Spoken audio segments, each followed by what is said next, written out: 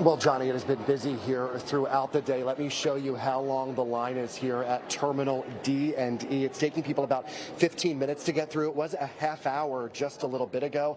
A lot of people are going away for spring break, and those we spoke with say they're hoping their trip home is a little easier.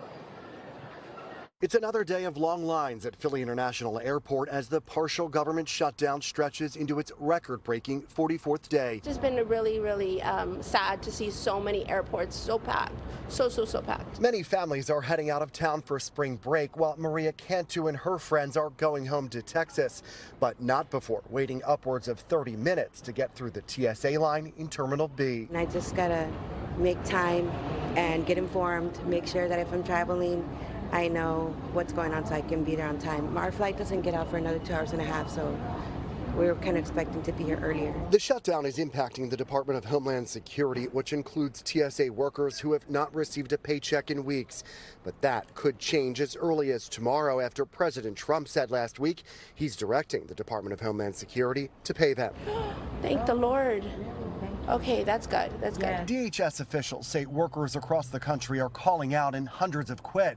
The staffing shortages are forcing airports to temporarily close terminals, including A West, C, and F in Philly. We were just hoping that it wouldn't take too long so we could get through. Chloe and her friend Jordan are on their way to the West Coast to visit a friend for the week. I'm a teacher, so this is my first spring break as a teacher, so we're just going to hang out. Yeah, with our friend in California. Leaders in Washington disagree on how to fund DHS.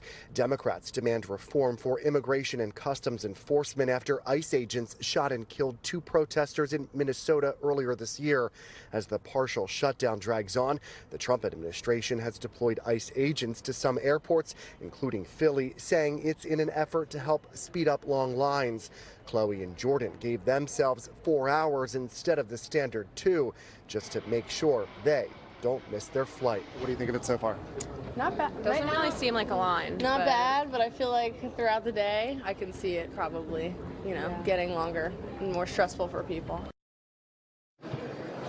And it is longer now than it was when we spoke to them earlier this afternoon. That was at about 12:30. Now, if you're flying out of Philly, remember the airport has a website that lets you see the wait times at every terminal in real time. And I can tell you right now, if you're coming to the airport a little later tonight, you might want to avoid this one. This still does have the longest wait time. That's the very latest live at Philly International. I'm Brian Sheehan, NBC 10 News.